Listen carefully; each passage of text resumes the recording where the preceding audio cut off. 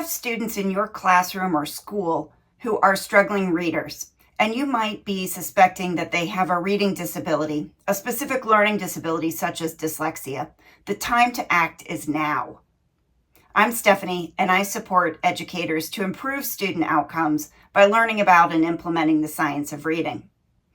Many of you might not be aware that one of the original reasons for creating the model that we now call multi-tiered systems of support, or MTSS, was to provide a flexible and integrated system of supports that would meet the needs of all students from day one of kindergarten without having to fall behind, without having to wait until students failed.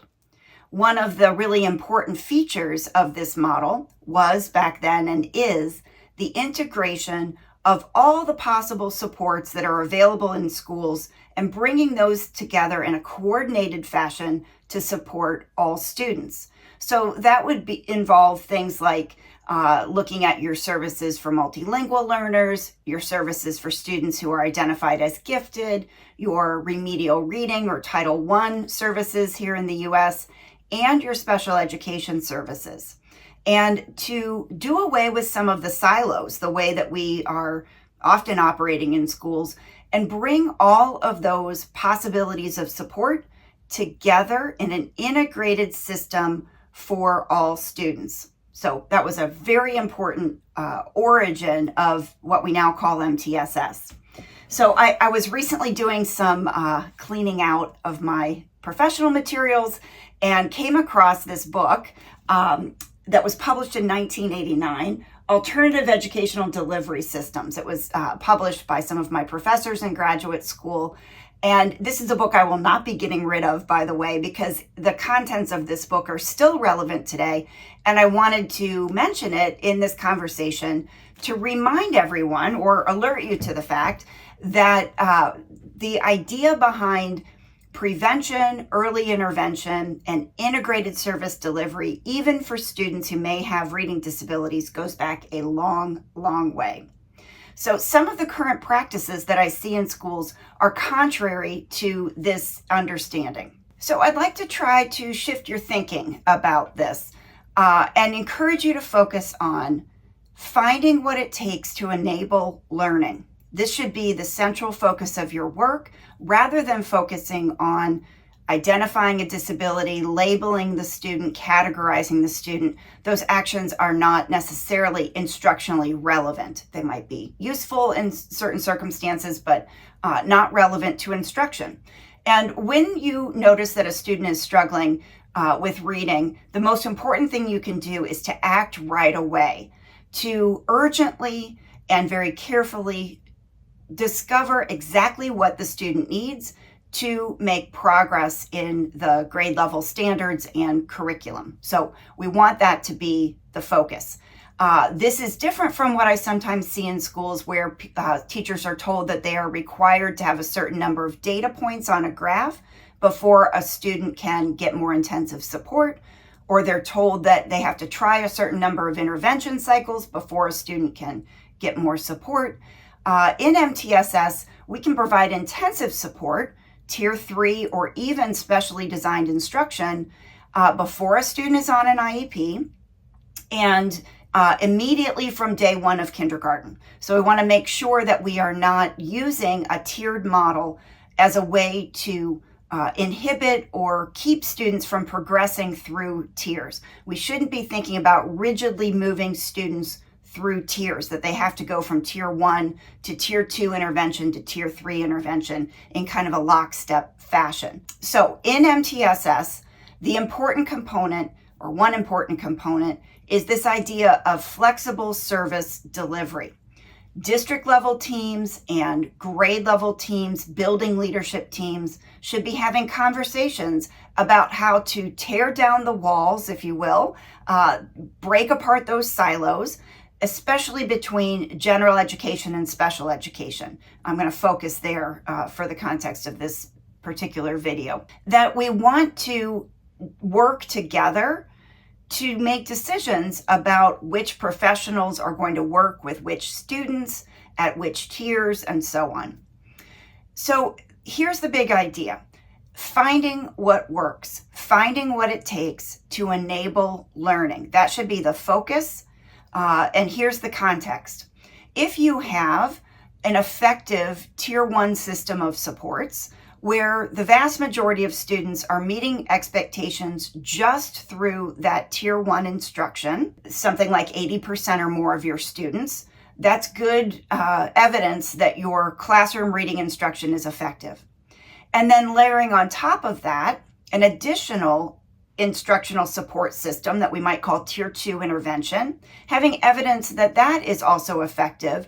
That can be demonstrated by showing the percentage of students who are getting Tier 2 and Tier 3 intervention that are actually catching up, because the goal of those supports is to accelerate progress. So you can measure that in terms of the small groups that students are in. Most of the students in that group who are getting reading intervention are closing the gap. They've caught up to grade level expectations. Or you can do it at the system level, the percentage of students who have made accelerated progress as a result of your interventions. But some measurement of the effectiveness of your interventions. And when you have shown that Tier 1 system is effective, the Tier 2 and Tier 3 intervention system is effective, and in spite of that generally effective instruction, you might still have a handful of students who are still having reading difficulties or not making accelerated progress and catching up. Okay, that's the scenario. So in that context, you would be doing that very intensive, individualized problem solving, trying to discover in student level teams, this is the time to do a student level team, exactly what kinds of intensive, individualized, and very resource heavy supports and interventions this student needs to access the general ed curriculum to make progress towards those grade level standards. So here's the shift that I want you to think about. This is no longer about documenting failure. The entry point to getting specially designed instruction, intensive instructional supports, should not be failure. We should not be incentivizing failure by having policies or flowcharts that are about documenting that the student is making no progress. Okay, if you think about that, it's counterintuitive to what we actually want. We want to incentivize learning. We want to ask the question, what will it take for this student to make progress, to make accelerated progress, to reach our reading expectations? Okay, so that should be the focus of that conversation. It may be that in that student level team meeting, that the team decides that the student needs specially designed instruction. They need resources, they need routines, materials, the training level of the instructor to be at a very, very high level. They need more time, they need a smaller group, they need more individualized incentives and consequences, right? Like all the things that make Tier 3 instruction intensive. And that's the point where we can engage anyone in the system who might be helpful for providing that intensive support, including special education staff. This is an important feature of the MTSS model. This is part of the flexible service delivery. The student does not have to be on an IEP prior to receiving specially designed instruction or special education services. In fact, it is through the receipt of the specially designed instruction that we can make a determination if this is a student we suspect has a disability, if they do in fact have a reading disability, and if we are going to write an IEP. So at that point of suspecting a disability, we've already been providing specially designed instruction. We have found what it takes to enable learning for this student. We can officially launch into a multi-factored evaluation process. That would obviously involve parent permission. We can conduct that evaluation. It might not involve any additional data collection. That's very possible. There could also perhaps be questions we haven't answered yet. We would conduct that additional assessment. And then we'd be making those decisions. We would be deciding, is this a student with a disability? And does this student require specially designed instruction? And we could provide evidence of that because we've actually been giving it, and that's what was required for the student to make progress. We'd also have to rule out those exclusionary criteria if we're talking about the SLD category. That's part of the process as well.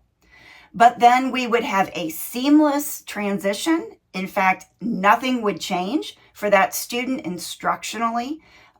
So we would write the IEP to include all of the support that we had already been providing. Those IEP goals would be written as the prior progress monitoring goals, right? This is that seamless nature of the tiered model when we are activating flexible service delivery. Nothing about the student's instruction needs to change at that point in time, but they would be protected legally as a student with a disability if they happen to move to another district or as they go up into other schools, for example. So hopefully that gives you a sense of how the flexible service delivery component of MTSS and the integration of gen ed and special education happens within a multi-tiered systems of support. If you'd like more support or tools to implement your MTSS model, consider joining the Reading Science Academy. And make sure that you are following Reading Science Academy on Instagram and YouTube, and following me, Stephanie Stollar Consulting, on Facebook.